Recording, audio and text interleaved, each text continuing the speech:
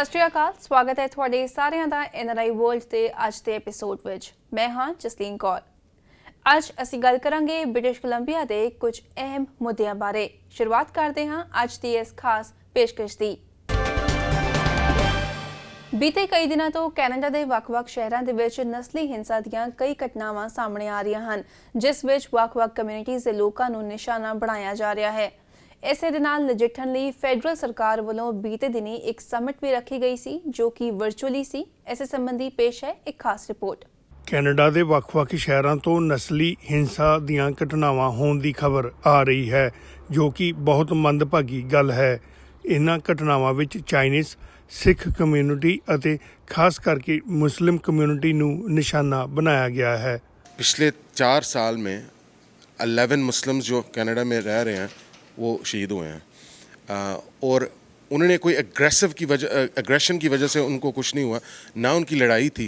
They were just minding their own business, doing what they were doing, and they looked different और वो victim बन गए।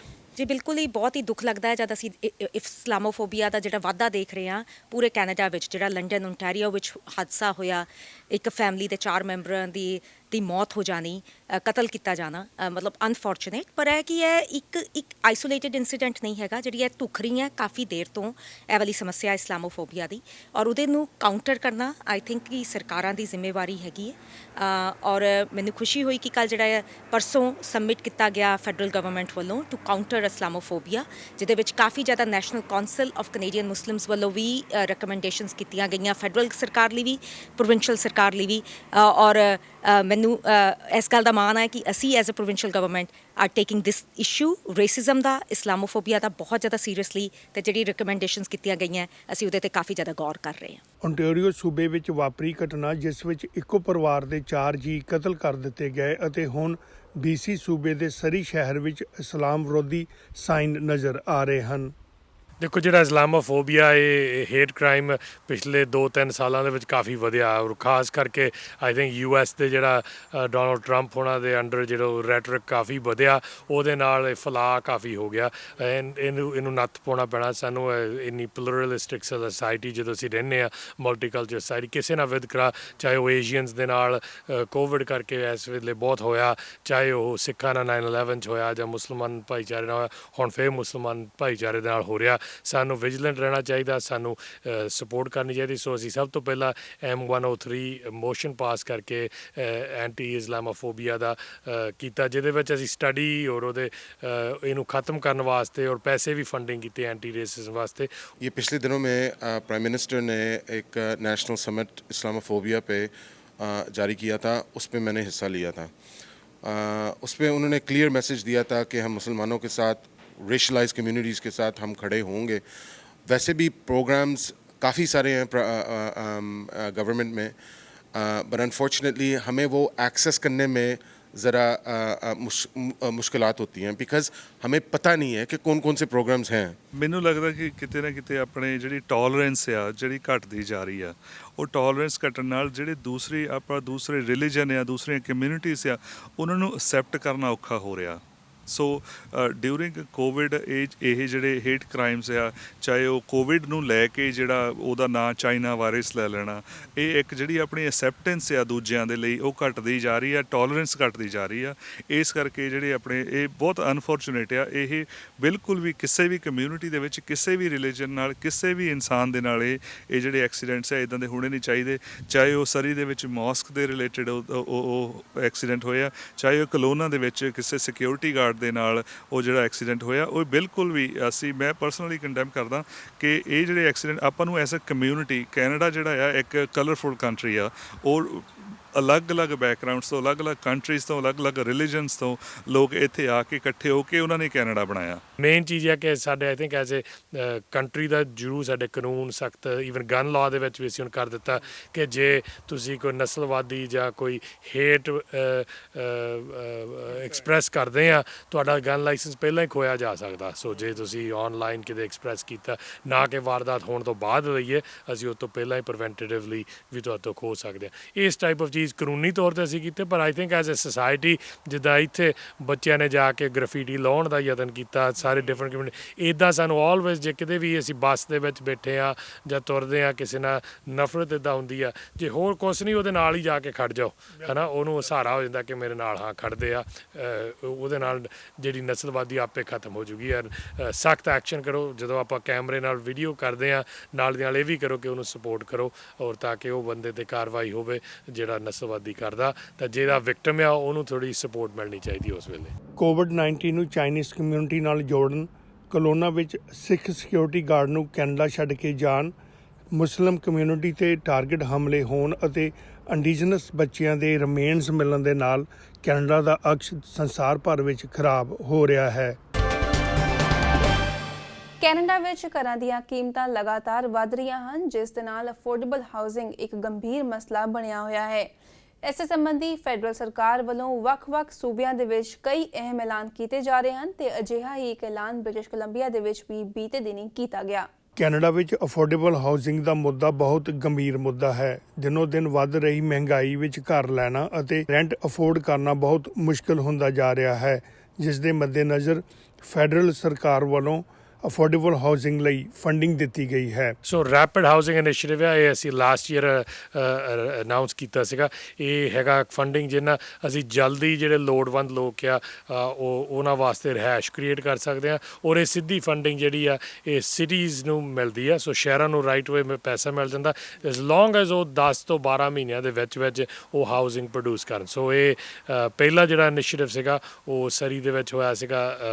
ਔਰਤਾਂ ਜਿਹੜੀਆਂ ਕਿ ਐਟ ਰਿਸਕ ਹੈਗੀਆਂ, ਅਲਟੇਰਾ ਹੋਮਸ, ਉਹਨਾਂ ਵਾਸਤੇ 44 ਹੋਮਸ, $26 ਮਿਲੀਅਨ ਮਿਲਿਆ ਸੀਗਾ। ਹੁਣ ਇਹ $14 ਮਿਲੀਅਨ ਜਿਹੜਾ ਨਵਾਂ ਅਨਾਊਂਸ ਹੋਇਆ ਇਹ ਹੈਗਾ ਜਿਹੜੇ ਐਟ ਰਿਸਕ ਯੂਥ ਹੈਗੇ ਆ, ਜਿਹੜੇ 18 ਤੋਂ ਉੱਪਰ ਆ ਪਰ ਉਹ ਹੋਮਲੈਸ ਆ ਜਾਂ ਕੋਈ ਰੀਜ਼ਨ ਕਾਰਨ ਉਹ ਘਰਾਂ ਦੇ ਵਿੱਚ ਨਹੀਂ ਹੈਗੇ, ਉਹਨਾਂ ਵਾਸਤੇ ਪਰਪਸ ਬਿਲਟ ਹਾਊਸਿੰਗ ਜਿਹੜੀ ਉਹ ਬਣ ਰਹੀ ਆ। ਔਰ ਅਗੇਨ ਮੇਅਰ ਉਹਨਾਂ ਦਾ ਇੱਕ ਕਮਿਟਮੈਂਟ ਹੈ ਕਿ 10 ਤੋਂ 12 ਮਹੀਨੇ ਦੇ ਵਿੱਚ ਹੋਊਗਾ, ਔਰ ਅਸੀਂ ਜਿਹੜੀ ਆ ਫੰਡਿੰਗ ਡਾਇਰੈਕਟਲੀ ਸਿਟੀ ਹਾਲ ਨੂੰ ਦਿੱਤੀ ਆ ਤਾਂ ਕਿ ਇਹਦਾ ਇਹ ਨਹੀਂ ਕਿ 2, 3, 4, 5 ਸਾਲ ਪਲੈਨਿੰਗ ਕਰਕੇ ਹੋਊਗਾ। ਇਹ ਰੈਪਿਡ ਹਾਊਸਿੰਗ ਆ।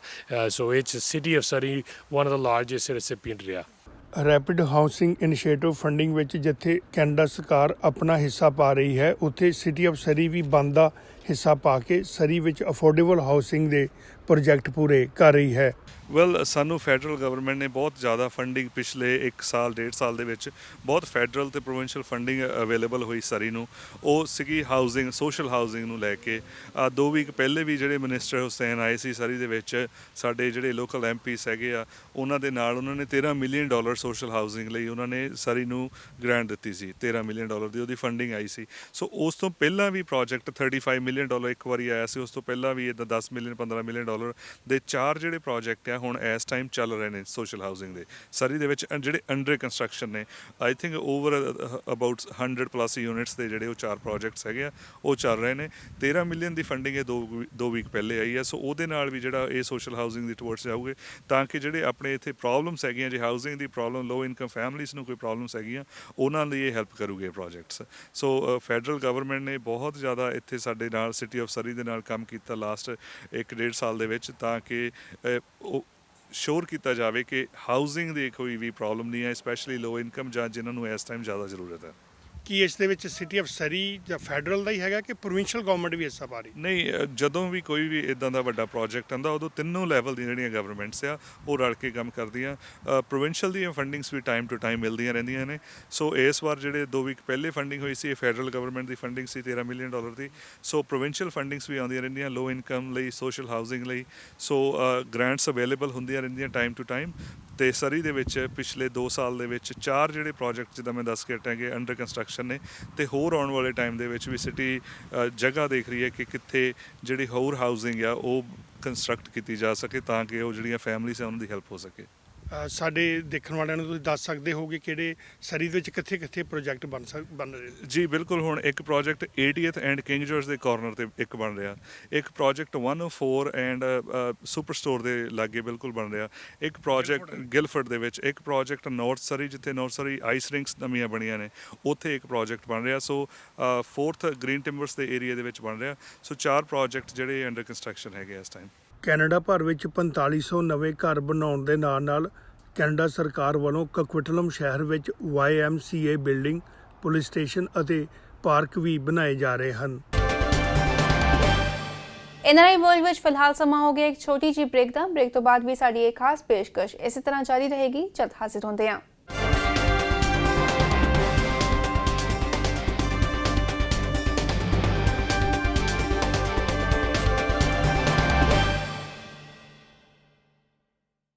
ਬ੍ਰੇਕ ਤੋਂ ਬਾਅਦ ਤੁਹਾਡੇ ਸਾਰਿਆਂ ਦਾ ਇੱਕ ਵਾਰੀ ਫਿਰ ਤੋਂ ਸਵਾਗਤ ਹੈ NRI ਵਰਲਡ ਦੇ ਵਿੱਚ। ਤੇ ਹੁਣ ਰੁਕ ਕਰਾਂਗੇ ਸਰੀ ਸ਼ਹਿਰ ਦਾ।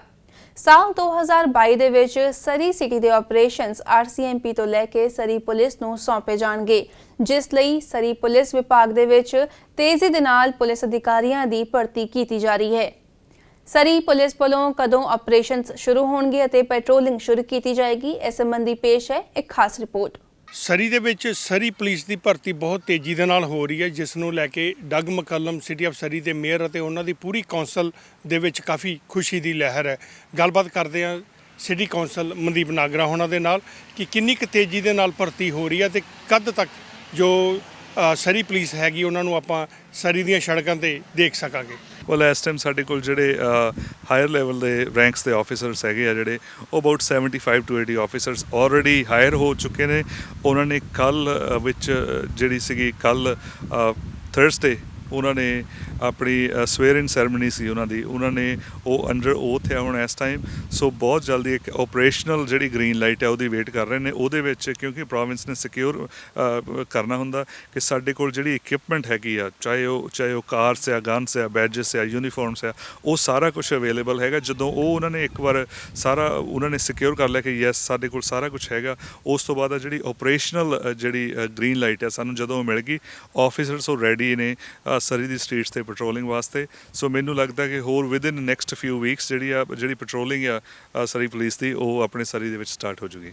ਸੁਣਨ ਦੇ ਵਿੱਚ ਆ ਰਿਹਾ ਕਿ ਇਹਦੇ ਵਿੱਚ ਕਾਫੀ ਆਪਣੇ ਪੰਜਾਬੀ ਮੁੰਡੇ ਵੀ ਮਿਊਨਿਸਪਲ ਪੁਲਿਸ ਦੇ ਵਿੱਚ ਆ ਰਹੇ ਨੇ। ਜੀ ਬਹੁਤ ਆਪਣੀ ਕਮਿਊਨਿਟੀ ਦੇ ਵਿੱਚ ਜਿਹੜੇ ਬਹੁਤ ਐਕਟਿਵ ਰਹੇ ਨੇ ਪੁਰਾਣੇ ਟਾਈਮ ਦੇ ਵਿੱਚ, ਉਹਨਾਂ ਨੇ ਬਹੁਤ ਜ਼ਿਆਦਾ ਯੂਥ ਦੇ ਨਾਲ ਕੰਮ ਕੀਤਾ, ਗੈਂਗ ਪ੍ਰੀਵੈਂਸ਼ਨਸ ਨਾਲ ਕੰਮ ਕੀਤਾ। ਉਹਨਾਂ ਨੇ ਡਿਫਰੈਂਟ ਏਜੰਸੀ ਦੇ ਨਾਲ ਜਿਹੜੇ ਆਪਣੇ ਇੱਥੇ ਡਰੱਗ ਦੀ ਗੈਂਗਸ ਦੀ ਸਕੂਲਸ ਦੇ ਵਿੱਚ ਪ੍ਰੋਬਲਮ ਆ, ਉਹ ਸਾਰੇ ਜਿਹੜੇ ਆਫੀਸਰਸ ਆ ਜਿਹਨਾਂ ਨੂੰ ਐਕਸਪੀਰੀਅੰਸ ਹੈ, ਜਿਹੜੇ ਸਰੀ ਰਹਿੰਦੇ ਨੇ, ਜਿਹੜੇ ਸਰੀ ਦੇ ਵਿੱਚ ਫੈਮਲੀਸ ਆ ਆਪਣੇ ਬੱਚੇ ਰੇਸ ਕਰਦੇ ਨੇ, ਉਹਨਾਂ ਨੇ SPS ਜੁਆਇਨ ਕੀਤੀ ਹੈ। ਬਹੁਤ ਜਲਦੀ ਉਹ ਸਾਰੇ ਨਾਮਾਂ ਦੀ ਜਿਹੜੀ ਲਿਸਟ ਆ ਉਹ ਅਸੀਂ ਮੀਡੀਆ ਨੂੰ ਦੇਵਾਂਗੇ। ਪਰ ਉਹ ਬਹੁਤ ਗੁੱਡ ਟੈਲੈਂਟਡ ਜਿਹੜੇ ਆਫੀਸਰਸ ਆ ਜਿਹੜੇ ਇਸ ਟਾਈਮ ਸਰੀ ਦੇ ਵਿੱਚ ਆਲਰੇਡੀ ਹਾਇਰ ਹੋ ਚੁੱਕੇ ਨੇ। ਨਾਗਰਾ ਸਾਹਿਬ, ਜਿੱਦਾਂ ਹੁਣ ਮੈਂ ਤੁਹਾਡੇ ਕੋਲ ਜਾਣਨਾ ਚਾਹਾਂਗਾ ਕਿ ਜੌਨ ਹਾਰਗਨ ਜਿਹੜੇ ਸਾਡੇ ਹੈਗੇ ਨੇ ਪ੍ਰੀਮੀਅਰ ਨੇ BC ਦੇ, ਉਹਨਾਂ ਨੇ RCMP ਵਾਲਿਆਂ ਨੂੰ ਵੀ ਕਹਿ ਦਿੱਤਾ ਕਿ ਰੈਫਰੈਂਡਮ ਕਰਾਉਣ ਦੀ, ਇਹਦੇ ਵਿੱਚ ਕੋਈ ਉਲਝਣ ਤਾਂ ਨਹੀਂ ਆਏਗੀ? ਨਹੀਂ, ਬਿਲਕੁਲ। ਦੇਖੋ, ਰੈਫਰੈਂਡਮ ਇਹ ਆਪਾਂ ਡੈਮੋਕ੍ਰੈਟਿਕ ਕੰਟਰੀ ਦੇ ਵਿੱਚ ਰਹਿੰਦੇ ਹਾਂ, ਇੱਥੇ ਕੋਈ ਵੀ ਰੈਫਰੈਂਡਮ ਕਰਵਾ ਸਕਦਾ, ਪਰ ਉਹਦੀਆਂ ਇੱਕ ਗਾਈਡਲਾਈਨਸ ਆ। ਰੈਫਰੈਂਡਮ ਕਰਾਉਣ ਵਾਸਤੇ ਪੂਰੀ ਪ੍ਰੋਵਿੰਸ ਦੇ ਵਿੱਚੋਂ ਹਰੇਕ ਰਾਈਡਿੰਗ ਦੇ 10% ਸਾਇੰਸ ਹੋਣੇ ਚਾਹੀਦੇ ਆ। ਸੋ ਬਹੁਤ ਵੱਡਾ ਪ੍ਰੋਸੈਸ ਹੈ, ਇਹਨੂੰ ਸਟਾਰਟ ਕੋਈ ਵੀ ਕਰ ਸਕਦਾ। ਪਰ ਜਿਹੜੀਆਂ ਸਾਡੇ ਕੋਲ ਅਸੀਂ ਜੇ ਸਟੇਜ ਤੇ ਆਏ ਆ, ਇਹ ਸਾਰੀਆਂ ਪ੍ਰੋਵਿੰਸ਼ੀਅਲ ਅਪਰੂਵਲਸ ਦੇ ਨਾਲ ਆਏ ਆ। ਚਾਹੇ ਉਹ ਪਹਿਲੇ ਟ੍ਰਾਂਜੈਕਸ਼ਨ ਰਿਪੋਰਟ ਅਸੀਂ ਸਬਮਿਟ ਕੀਤੀ ਪ੍ਰੋਵਿੰਸ ਨੂੰ, ਉਹਨਾਂ ਨੇ ਉਹ ਕੀਤੀ। ਫਿਰ ਉਹਨਾਂ ਨੇ ਕਮੇਟੀ ਬਣਾਈ ਅੰਡਰ ਵਾਲੀਓਪਲ ਦੇ, ਉਹ ਉਹਨਾਂ ਨੇ ਆਪਣੀਆਂ ਰეკਮੈਂਡੇਸ਼ਨਸ ਦਿੱਤੀਆਂ ਪ੍ਰੋਵਿੰਸ ਨੂੰ, ਉਹ ਅਪਰੂਵ ਕਰਕੇ ਫਿਰ ਗ੍ਰੀਨ ਲਾਈਟ ਮਿਲੀ। ਹੁਣ ਉਹਨਾਂ ਨੇ ਈਵਨ ਸਵੇਰਿੰਗ ਸੈਰਮਨੀ ਜਿਹੜੀ ਆ, ਪੁਲਿਸ ਬੋਰਡ ਬਣਾਇਆ ਪਹਿਲਾਂ ਉਹਨਾਂ ਨੇ, ਅਪੋਇੰਟ ਕੀਤੇ ਜਿਹੜੇ ਉਹਨਾਂ ਦੇ ਬੋਰਡ ਮੈਂਬਰਸ ਆ ਪ੍ਰੋਵਿੰਸ ਨੇ। ਉਸ ਤੋਂ ਬਾਅਦ ਸਵੇਰਿੰਗ ਸੈਰਮਨੀ ਉਹਦੀ ਜਿਹੜੀ ਅਪਰੂਵਲ ਆ ਉਹ ਪ੍ਰੋਵਿੰਸ ਨੇ। ਤੇ ਅੱਜ ਤੱਕ ਜਿੰਨਾ ਵੀ ਕੰਮ ਹੋਇਆ, ਜਿਹੜੀ ਸਟੇਜ ਤੇ ਸਾਰੀ ਪੁਲਿਸ ਪਹੁੰਚੀ ਆ, ਉਹ ਸਾਰੀਆਂ ਪ੍ਰੋਵਿੰਸ਼ੀਅਲ ਅਪਰੂਵਲਸ ਦੇ ਨਾਲ ਹੀ ਹੋਇਆ। ਤੇ ਬਿਲਕੁਲ ਵੀ ਕੋਈ ਇੱਦਾਂ ਦਾ ਕੋਈ ਵੀ ਹੈ ਨਹੀਂ ਕਿ ਸ਼ਾਇਦ ਹੋ ਸਕਦਾ, ਸ਼ਾਇਦ ਨਹੀਂ ਹੋ ਸਕਦਾ। It's a done deal. ਬਿਲਕੁਲ 100% ਜਿਹੜੀ ਸਰੀ ਪੁਲਿਸ ਫੋਰਸ ਹੈ ਬਹੁਤ ਜਲਦੀ ਪੈਟਰੋਲਿੰਗ ਸ਼ੁਰੂ ਕਰੂਗੀ ਤੇ ਹੌਲੀ one step at a time ਜਿਹੜੀ ਟ੍ਰਾਂਜੀਸ਼ਨਿੰਗ ਹੈ from Surrey RCMP to Surrey police ਅਗਲੇ 1-1.5 ਸਾਲ ਦੇ ਵਿੱਚ ਕੰਪਲੀਟ ਹੋ ਜਾਏਗੀ। ਸਭ ਤੋਂ ਵੱਧ ਜੋ ਸਰੀ ਨਿਵਾਸੀਆਂ ਨੂੰ ਖੁਸ਼ੀ ਹੋਈ ਉਹ ਜੈਗ ਖੋਸੇ ਉਹਨਾਂ ਨੂੰ ਲੈ ਕੇ ਹੋਈ, ਜਿਨ੍ਹਾਂ ਜੋ ਕਿ ਲੰਮੇ ਸਮੇਂ ਤੋਂ ਸਰੀ RCMP ਦੇ ਵਿੱਚ ਕੰਮ ਕਰ ਰਹੇ ਸਨ ਐਜ਼ ਏ ਆਫੀਸਰ, ਅਤੇ ਰੀਸੈਂਟਲੀ ਹੀ ਉਹਨਾਂ ਨੇ ਹੁਣ ਸਰੀ ਪੁਲਿਸ ਨੂੰ ਵੀ ਜੁਆਇਨ ਕਰ ਲਿਆ ਹੈ। ਗੱਲਬਾਤ ਕਰਦੇ ਹਾਂ ਜੈਗ ਖੋਸਾ ਉਹਨਾਂ ਦੇ ਨਾਲ ਕਿ ਕੀ ਕਾਰਨ ਸਨ ਜੋ ਕਿ ਉਹ RCMP ਨੂੰ ਛੱਡ ਕੇ ਸਰੀ ਮਿਊਨਿਸਪਲ ਪੁਲਿਸ ਦੇ ਵਿੱਚ ਆਏ। ਦੇਖੋ, ਨਵੀਂ ਕੋਈ ਵੀ ਚੀਜ਼ ਹੁੰਦੀ ਹੈ ਜਦੋਂ ਸ਼ੁਰੂ, ਇੱਕ ਤੁਹਾਡੇ ਕੋਲ ਮੌਕਾ ਹੁੰਦਾ ਉਹਨੂੰ ਇੱਕ ਚੰਗੇ ਤਰੀਕੇ ਨਾਲ ਸ਼ੁਰੂ ਕਰਨ ਦਾ। ਸੋ ਨਵੀਨਤਾ ਹੁੰਦੀ ਉਹਦੇ 'ਚ। ਸੋ ਗੈਂਗ ਟਾਸਕ ਫੋਰਸ ਨਾਲ ਮੇਰਾ ਕੋਈ 10-11 ਸਾਲ ਉੱਥੇ ਮੈਂ ਕੰਮ ਕੀਤਾ। ਉਸ ਤੋਂ ਪਹਿਲਾਂ ਐਡਮਿੰਟਨ ਵੀ ਕੰਮ ਕੀਤਾ ਅਤੇ ਹੁਣ ਸਰੀ ਕੋਲ ਇੱਕ ਮੌਕਾ ਸੀਗਾ ਕਿ ਨਵਾਂ ਕੁਛ ਕਰੀਏ। ਅਤੇ ਮੈਂ ਸ਼ੁਰੂ ਤੋਂ ਲੋਕਾਂ ਨੂੰ ਇਨਕਰੇਜ ਕਰਦਾ ਰਿਹਾ ਕਿ ਗ੍ਰਾਸ ਰੂਟ ਲੈਵਲ 'ਤੇ ਜੇ ਆਪਾਂ ਕੰਮ ਕਰਨਾ ਚਾਹੀਦਾ ਆਪਾਂ ਨੂੰ ਸਾਰਿਆਂ ਨੂੰ। ਅਤੇ ਹੁਣ ਇਹ ਮੌਕਾ ਸੀ, ਫਿਰ ਸਾਈਡ ਲਾਈਨ 'ਤੇ ਬਹਿ ਕੇ ਉਹ ਠੀਕ ਨਹੀਂ ਸੀ ਹੋਣਾ। ਸੋ ਆਈ ਹੈਡ ਟੂ ਜੰਪ ਇਨ। ਸੋ ਤੁਸੀਂ ਗ੍ਰਾਸ ਰੂਟ ਦੀ ਗੱਲ ਕੀਤੀ ਕਿ ਹੁਣ ਤੁਸੀਂ ਦੂਜੇ ਪਾਸੇ 11 ਸਾਲ ਸਪੈਂਡ ਕੀਤੇ ਆ, ਇੱਥੋਂ ਤੁਹਾਨੂੰ ਸਕ੍ਰੈਚ ਤੋਂ ਹੀ ਸਟਾਰਟ ਕੀਤਾ ਕਿ ਇਹਨਾਂ ਨੇ ਵੀ ਤੁਹਾਨੂੰ ਰੈਂਕ ਇੱਕ ਲੈਵਲ ਦਾ ਦਿੱਤਾ? ਨਹੀਂ, ਮੈਂ ਉਸੇ ਰੈਂਕ ਤੇ ਇੱਧਰ ਆਇਆ ਜੀ, ਐਜ਼ ਅ ਸਰਜਨ ਮੈਂ ਇੱਧਰ ਆ ਗਿਆ। ਪਰ ਜਿਹੜਾ ਕੰਮ ਹੋਊਗਾ ਇੱਥੇ, ਕਿਉਂਕਿ ਇਹਦਾ ਦਾ ਮਾਡਲ ਜਿਹੜਾ ਹੈ ਕਮਿਊਨਿਟੀ ਬੇਸਡ ਮਾਡਲ ਇਹਨਾਂ ਨੇ ਬਣਾਉਣ ਦੀ ਜਿਹੜੀ ਹੈਗੀ ਇਹਨਾਂ ਦੀ ਹੈਗੀ ਹੈ ਪਲਾਨ, ਕਿ ਇੱਕ ਕਮਿਊਨਿਟੀ ਨੂੰ ਨਾਲ ਲੈ ਕੇ ਉਹਨਾਂ ਦੇ ਅਨੁਕੂਲ ਪ੍ਰੋਗਰਾਮ ਚਲਾਏ ਜਾਣ। ਸੋ ਉਹਨੂੰ ਕਰਦੇ ਕਰਦੇ ਇਹਨਾਂ ਨੇ ਹੁਣ ਕਮਿਊਨਿਟੀ ਕੰਸਲਟੇਸ਼ਨ ਸ਼ੁਰੂ ਕੀਤੀਆਂ, ਤਾਂ ਲੋਕਾਂ ਦੇ ਵਿਚਾਰ ਲੈਣੇ ਆ ਕਿ ਤੁਹਾਨੂੰ ਕਿਹੋ ਜਿਹੀ ਪੁਲਿਸ ਸਰਵਿਸ ਚਾਹੀਦੀ ਹੈ, ਕਿਹੋ ਜਿਹੀਆਂ ਸਰਵਿਸਿਜ਼ ਤੁਹਾਨੂੰ ਚਾਹੀਦੀਆਂ ਹੈਗੀਆਂ, ਉਹਦੇ ਬੇਸ 'ਤੇ ਜਿਹੜੀਆਂ ਸਟ੍ਰੈਟਜੀਜ਼ ਬਣਨੀਆਂ। ਮੇਰੇ ਲਈ ਇਹ ਬਹੁਤ ਖੁਸ਼ੀ ਦੀ ਗੱਲ ਸੀਗੀ ਕਿ ਇਹ ਵਧੀਆ ਗੱਲ ਹੈ ਕਿ ਜਿਹੜੀ ਪੁਲਿਸ ਫੋਰਸ ਕਮਿਊਨਿਟੀ ਨੂੰ ਸੁਣਨਾ ਚਾਹੁੰਦੀ ਆ, ਉਹਦੇ 'ਚ ਕੰਮ ਕਰਨਾ ਮੇਰੇ ਲਈ ਬਹੁਤ ਖੁਸ਼ਕਿਸਮਤ ਦੀ ਗੱਲ ਹੈ ਜੀ। ਪਰ ਉਸ ਤੋਂ ਵੀ ਜ਼ਿਆਦਾ ਇਹ ਦੇਖਣ ਵਾਲੀ ਗੱਲ ਹੋਏਗੀ ਕਿ ਜੇ ਤੁਹਾਨੂੰ ਉੱਧਰ ਖੁੱਲ੍ਹ ਕੇ ਹੱਥ ਨਹੀਂ ਦਿੰਦੇ ਸੀਗੇ ਕੰਮ ਕਰਨ ਲਈ, ਕਿ ਤੁਹਾਨੂੰ ਇਹ ਸਾਰੀ ਮਿਊਨਿਸਪਲ ਪੁਲਿਸ ਤੁਹਾਨੂੰ ਓਪਨਲੀ ਕੰਮ ਕਰਨ ਦੇਗੀ ਕਿ ਤੁਹਾਡੇ ਵਿੱਚ ਫਿਰ ਉਹ ਮੁਸ਼ਕਲਾਂ ਹੋਣਗੀਆਂ ਕਿ ਨਹੀਂ ਪਹਿਲਾਂ ਉੱਪਰ ਸੁਣੋ ਜਾਂ ਆਹ ਨਹੀਂ ਕਰਨਾ ਜਾਂ ਉਹ ਨਹੀਂ ਕਰਨਾ? ਨਹੀਂ, ਉਧਰ ਵੀ ਮੈਂ ਬੜਾ ਖੁੱਲ੍ਹ ਕੇ ਕੰਮ ਕੀਤਾ। ਤੁਹਾਨੂੰ ਯਾਦ ਹੋਊਗਾ ਮੈਂ ਪਹਿਲਾਂ 2016 ਤੋਂ ਪਹਿਲਾਂ ਤਾਂ ਇੱਕ ਡਿਫਰੈਂਟ ਕਿਸਮ ਦੀ ਜੌਬ ਦੇ ਵਿੱਚ ਸੀਗਾ, ਜਿੱਥੇ ਮੂਹਰੇ ਪਬਲਿਕ ਦੇ ਵਿੱਚ ਬਾਹਲਾ ਨਹੀਂ ਆਉਂਦਾ ਜਾਂਦਾ ਸੀਗਾ। ਪਰ 2016 'ਚ ਬੜੀ ਖੋਲ੍ਹ ਦਿੱਤੀ ਉਹਨਾਂ ਨੇ ਕਿ ਜਾ ਕੇ ਕਮਿਊਨਿਟੀ 'ਚ ਵਿਚਰੀਏ, ਤੇ ਪੇਰੈਂਟ ਹੈਲਪਲਾਈਨ ਖੋਲ੍ਹ ਲਈ, ਗੈਂਗ ਇੰਟਰਵੈਂਸ਼ਨ ਪ੍ਰੋਗਰਾਮ ਚਲਾਇਆ। ਸੋ ਹੁਣ ਇੱਥੋਂ ਦੀ ਵੀ ਜਿਹੜੀ ਮੈਨੇਜਮੈਂਟ ਹੈਗੀ ਹੈ ਉਹ ਇਸ ਗੱਲ ਨੂੰ ਜਾਣਦੀ ਹੈ ਬਖੂਬੀ ਕਿ ਸਾਨੂੰ ਗ੍ਰਾਸ ਰੂਟ ਲੈਵਲ 'ਤੇ, ਫਿਰ ਉਹੀ ਗੱਲ ਆ ਜਾਂਦੀ ਹੈ ਕਿ ਨੇਬਰਹੁੱਡ ਲੈਵਲ 'ਤੇ ਕੰਮ ਕਰਨਾ ਪੈਣਾ, ਪ੍ਰੀਵੈਂਸ਼ਨ 'ਤੇ ਕੰਮ ਕਰਨਾ ਪੈਣਾ, ਇੰਟਰਵੈਂਸ਼ਨ 'ਤੇ ਕੰਮ ਕਰਨਾ ਪੈਣਾ, ਐਜੂਕੇਸ਼ਨ 'ਤੇ ਕੰਮ ਕਰਨਾ ਪੈਣਾ। ਤੇ ਉਹ ਜਿਹੜੇ ਕਮਿਊਨਿਟੀ ਬੇਸਡ ਪ੍ਰੋਗਰਾਮ ਹੁੰਦੇ ਆ, ਉਹਦੇ ਫਲ ਜਿਹੜੇ ਹੈਗੇ ਆ, ਉਹਦੇ ਫਰੂਟਸ ਜਿਹੜੇ ਤੁਹਾਨੂੰ ਬਹੁਤ ਸ਼ਾਇਦ ਲੰਮਾ ਸਮਾਂ ਪਾ ਕੇ ਮਿਲਦੇ ਆ, ਪਰ ਉਹਦੇ ਰਿਜ਼ਲਟ ਬਹੁਤ ਵਧੀਆ ਤੇ ਇੱਕ ਪੋਜ਼ਿਟਿਵ ਹੁੰਦੇ ਆ ਸਾਰੇ। ਕਿਸ ਤਰ੍ਹਾਂ ਦਾ ਪ੍ਰੋਗਰਾਮ ਜੋ ਤੁਸੀਂ ਇਸ ਦੇ ਵਿੱਚ ਅਲੱਗ ਕਰਨ ਦੀ ਕੋਸ਼ਿਸ਼ ਕਰੋਗੇ? ਉਹੀ ਦੇਖੋ ਕਿ ਪਹਿਲਾਂ ਤਾਂ ਕਿ ਜੋ ਉਹਨਾਂ ਨੇ ਐਕਸਪੀਰੀਅੰਸ ਇਕੱਠਾ ਕਰ ਰਹੇ ਹੁਣ ਇਹ ਮੈਂ ਜਦੋਂ ਜੁਆਇਨ ਕੀਤਾ ਮੈਨੂੰ 4 ਵੀਕ ਹੋ ਗਏ ਹੁਣ ਉੱਥੇ। ਆਈ ਐਮ ਕੁਆਇਟ ਇੰਪ੍ਰੈਸਡ ਜੋ ਮੈਂ ਉੱਥੇ ਆਸ-ਪਾਸ ਮੈਂਬਰਸ ਦੇਖ ਰਿਹਾ। ਮੇਰੇ ਨਾਲ ਵੀ ਬਹੁਤ ਜ਼ਿਆਦਾ ਐਕਸਪੀਰੀਅੰਸ ਦੇ ਬੰਦੇ ਉੱਥੇ ਪਹੁੰਚੇ ਹੋਏ ਆ। ਸੋ ਇੱਕ ਤਾਂ ਉਹਨਾਂ ਨੂੰ ਸਿੱਖਣ 'ਚੋਂ ਮੈਨੂੰ ਬੜਾ ਕੁਝ ਮਿਲ ਰਿਹਾ ਉਹਨਾਂ ਨੂੰ, ਅਤੇ ਦੂਸਰੀ ਗੱਲ ਹੈ ਕਿ ਟੀਮ ਵਰਕ ਬੜਾ ਵਧੀਆ। ਹਰੇਕ ਇੱਕ ਹੀ ਮੁੱਖ ਧਾਰਨਾ ਲੈ ਕੇ ਆਇਆ ਕਿ ਅਸੀਂ ਡਟ ਕੇ ਕੰਮ ਕਰਨਾ, ਨੇਬਰਹੁੱਡ ਲੈਵਲ 'ਤੇ ਕੰਮ ਕਰਨਾ, ਆਪਣੇ ਬੱਚਿਆਂ ਦੀ ਭਲਾਈ ਲਈ ਕੰਮ ਕਰਨਾ, ਅਗਲੀ ਜਨਰੇਸ਼ਨ ਲਈ ਕੰਮ ਕਰਨਾ। ਸੋ ਇਹ ਮੇਰੇ ਵਾਸਤੇ ਖੁਸ਼ੀ ਦੀਆਂ ਗੱਲਾਂ। ਔਰ ਇਹੋ ਜਿਹੇ ਪ੍ਰੋਗਰਾਮ ਜਿਹੜੇ ਲਿਖੇ ਜਾ ਰਹੇ ਹੈਗੇ ਆ, they will be based on community consultations. ਔਰ ਉਹਦੇ ਲਈ ਬੜਾ ਜ਼ਰੂਰੀ ਹੈ ਕਿ ਕਮਿਊਨਿਟੀ ਖੁੱਲ੍ਹ ਕੇ ਜਿਹੜੀ ਸਾਥ ਦੇਵੇ ਔਰ ਆਪਣੀਆਂ ਜਿਹੜੀਆਂ ਉਹਨਾਂ ਦੀਆਂ ਖੁਆਇਸ਼ਾਂ ਹੈਗੀਆਂ ਕੁਛ ਜਾਂ ਉਹਨਾਂ ਦੀਆਂ ਮੰਗਾਂ ਹੈਗੀਆਂ ਉਹ ਹੁਣ ਰੱਖੇ। This is the right time, ਅਤੇ ਉਹਦੇ ਹਿਸਾਬ ਨਾਲ ਪ੍ਰੋਗਰਾਮ ਜਿਹੜੇ ਉਹ ਡਿਜ਼ਾਈਨ ਹੋਣਗੇ। ਕਦ ਤੱਕ ਤੁਹਾਨੂੰ ਅਸੀਂ ਰੋਡ 'ਤੇ ਨਜ਼ਰ ਦੇਖ ਸਕਾਂਗੇ ਕਿ ਜੈਗ ਹੋਣੀ ਜਾਂ ਸਰੀ ਮਿਊਨਿਸਪਲ ਪੁਲਿਸ ਕੰਮ ਕਰ ਰਹੀ ਹੈ? ਦੇਖੋ, ਐਜ਼ ਪਰ ਚੀਫ ਇਸ ਸਾਲ ਤੋਂ ਪਹਿਲਾਂ ਜਿਹਨਾਂ ਨੂੰ ਕਹਿੰਦੇ ਕਿ ਬੂਟਸ ਔਨ ਦਾ ਗਰਾਊਂਡ, ਉਹ ਚਾਹੁੰਦੇ ਆ ਕਿ ਅਸੀਂ ਜਿਹੜੇ ਬੰਦੇ ਹੈਗੇ ਆ ਰੋਡ 'ਤੇ ਇਸ ਸਾਲ ਦੇ ਐਂਡ ਤੋਂ ਪਹਿਲਾਂ ਅਸੀਂ ਉੱਥੇ ਡਿਪਲੋਏ ਕਰੀਏ। It's on going process. ਇਹ ਓਵਰਨਾਈਟ ਨਹੀਂ ਹੋਣ ਵਾਲਾ ਵੀ 800 ਬੰਦਾ ਇਕੱਠਾ ਭਰਤੀ ਹੋ ਗਿਆ। ਇਟਸ ਅ ਟ੍ਰਾਂਜੀਸ਼ਨ ਫੇਜ਼ ਜਿਹੜੀ ਹੈਗੀ ਹੈ, ਔਰ ਇਸ ਟ੍ਰਾਂਜੀਸ਼ਨ ਫੇਜ਼ ਦੇ ਚੱਲਦੇ ਇਸ ਸਾਲ ਦੇ ਐਂਡ ਤੱਕ ਤੁਸੀਂ ਜਿਹੜੀ ਹੈ ਸਰੀ ਪੁਲਿਸ ਸਰਵਿਸ ਦੇ ਜਿਹੜੇ ਮੈਂਬਰਸ ਉਹ ਦੇਖੋਗੇ। ਸਰੀ ਸਿਟੀ ਹਾਲ ਡਗ ਮੁਕੱਲਮ ਉਹਨਾਂ ਦੀ ਟੀਮ ਦੀ ਵੀ ਇੱਕ ਬੜੀ ਸ਼ਲਾਘਾ ਕੀਤੀ ਜਾਂਦੀ ਹੈ ਕਿ ਉਹਨਾਂ ਦਾ ਇਹ ਸੁਪਨਾ ਸੀਗਾ ਕਿ ਸਿਟੀ ਆਫ ਸਰੀ ਦੀ ਆਪਣੀ ਪੁਲਿਸ ਹੋਵੇ। ਜਿੱਦਾਂ ਜੈਗ ਉਹਨਾਂ ਨੇ ਕਿਹਾ ਕਿ ਐਂਡ ਆਫ ਦਿਸ ਈਅਰ ਅਸੀਂ ਉਹਨਾਂ ਨੂੰ ਦੇਖ ਸਕਾਂਗੇ ਸਿਟੀ ਪੁਲਿਸ ਨੂੰ ਪੈਟਰੋਲਿੰਗ ਕਰਦੇ ਸਰੀ ਦੀਆਂ ਸੜਕਾਂ ਦੇ ਉੱਪਰ। ਬੜੀਆਂ ਉਮੀਦਾਂ ਹਨ ਨਵੀਂ ਫੋਰਸ ਤੋਂ। ਉਮੀਦ ਕਰਦੇ ਹਾਂ ਕਿ ਇਹ ਸਾਨੂੰ ਇਹਨਾਂ ਉਮੀਦਾਂ ਦੇ ਪੂਰਾ ਉਤਰਨਗੇ ਅਤੇ ਜੋ ਗੈਂਗ ਵਾਇਲੈਂਸ ਆ ਉਹਨੂੰ ਨੱਥ ਪਾਈ ਜਾਵੇਗੀ। ਸੋ ਇਹਨਾਂ ਨੇ ਵਰਲਡ ਵਿੱਚ ਇਹ ਸੀ ਸਾਡੀ ਅੱਜ ਦੀ ਖਾਸ ਪੇਸ਼ਕਸ਼। ਜੇ ਤੁਹਾਡਾ ਕੋਈ ਸਵਾਲ ਹੈ ਜਾਂ ਫਿਰ ਆਪਣਾ ਕੋਈ ਵਿਚਾਰ ਤੁਸੀਂ ਸਾਡੇ ਨਾਲ ਸਾਂਝਾ ਕਰਨਾ ਚਾਹਦੇ ਹੋ ਤੇ ਸਾਨੂੰ ਜ਼ਰੂਰ ਲਿਖ ਕੇ ਭੇਜੋ feedback@pdcnetwork.com ਤੇ। ਮਿਲਾਂਗੇ ਅਗਲੇ ਹਫਤੇ। ਉਦੋਂ ਤੱਕ ਲਈ ਮੈਨੂੰ ਦਿਓ ਇਜਾਜ਼ਤ ਤੇ ਦੇਸ਼ ਦੁਨੀਆ ਦੀਆਂ ਖਬਰਾਂ ਲਈ ਤੁਸੀਂ ਬਣੇ ਰਹੋ PDC ਨਿਊਜ਼ ਦੇ ਨਾਲ।